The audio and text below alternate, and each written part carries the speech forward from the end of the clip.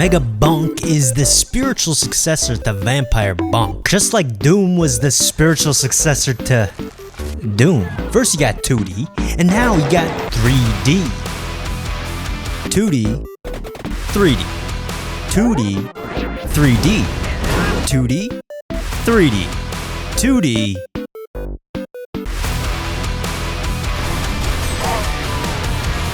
Oh shit. The simple act of adding a dimension adds a whole new dimension to the gaming experience. Where you once were constrained by the limited, simple, stupid 8 cardinal directions like a dumb idiot. Now you got 50 billion directions. Now if you want, you can go up and to the left, up and to the right, down and to the left, down and closer to your face. Any sort of monkey banana business that you can conjure up in your wildest monkey dreams.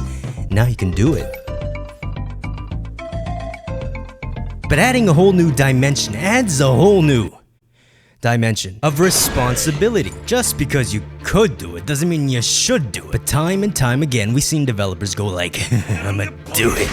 I'ma do it for the sake of the money, the gameplay. I'ma do it. I'ma take all the Chaos Emeralds and then shove them on my dino ass to give me the power to create some of the most revolutionary, most polished, most revered, most cinematic, most memorable games in video game history. Fuck.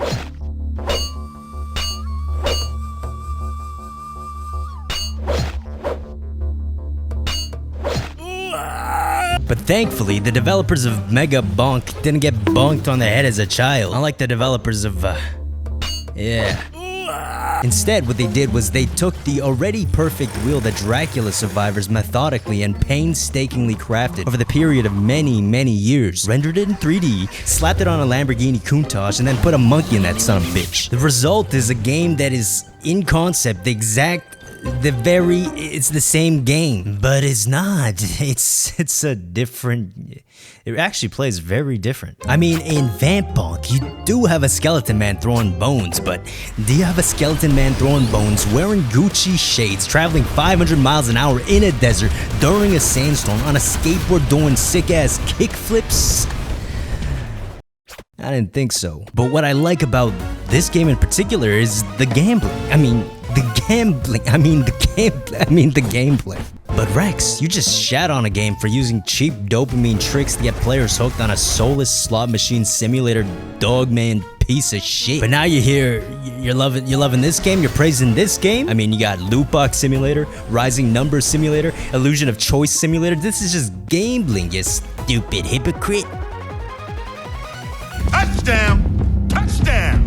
Yeah, but this is gambling with soul, gambling with humor, a light-hearted sense of gambling that doesn't make me feel like I did 20 lines of coke and smoked a pound of meth after spending time in one of the most soulless mechanical Skinner boxes to ever fucking exist. But why does this bonk so hard? Well, after playing this for a while, something clicked in my brain. A revelation! Besides being 3D, the added dimension of Mega Bonk unlocks something very special in my heart that games like Vampire Bonk, Deep Rock Bonk, and its other related brothers couldn't possibly do, even in their wildest dreams. Why? Because they're not 3D. I just said it. Holy fucking shit. Oh. Plus, they copied the wrong thing. It's not the gambling. It's because Mega Bonk is most like Grand Theft Auto. What? Yeah, but specifically Grand Theft Auto with all the cheats unlocked. The humblest city of vices that you merely walked and traveled through like a medieval peasant in your 1960s Regina family estate becomes your personal playground of $1 billion, a billion rockets, a billion asses, a billion explosions, and a billion miles an hour. God complex type shit. What Mega Bonk gets right that all these other games couldn't do is at its core, it's a sandbox game. A sandbox game. Think about it. These other games were like, dude, the reason Vampire Man is so good is because slot machine, numbers, slot machine, slot machine. I want everything on red, baby. Everything on red? Hello? Where are the dealers here?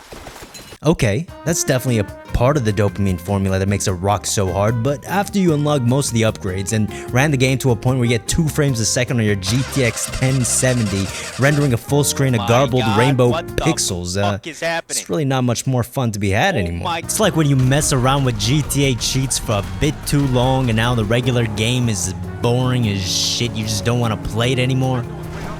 Yeah, it's like that. When you're at the end and all you're doing is pressing some arrow keys and being presented with a mere illusion of choice, the game's not gaming anymore. Why would you continue to play a game that's not gaming? A game that's being gamed out? Wouldn't you instead want to play a game that's fundamentally gaming at its basic level but also gives the gamer an opportunity to game at a higher level as the game starts to heat up, when it starts to cook?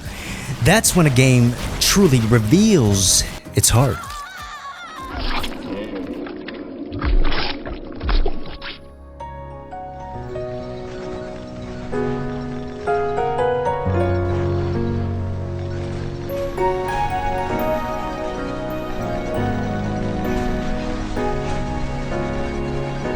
빛나는 별들이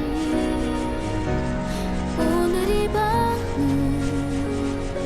추억의 빛으로 만들고 있어요. 깊은 잠을 깨면 어떤 말로 Where the fuck is he going? 표현할 수 Like, are you fucking stupid? 창밖엔 하얀 눈이 내려요. 잠 못 이루도록 찾는 길 위로 소복이 쌓이죠. 우릴 위해서. Oh my god. Plus, if you tag the boss totem like 20 times, you can play super jump rope laser dodge with Anubis, shooting 50 rotating light beams out his dick.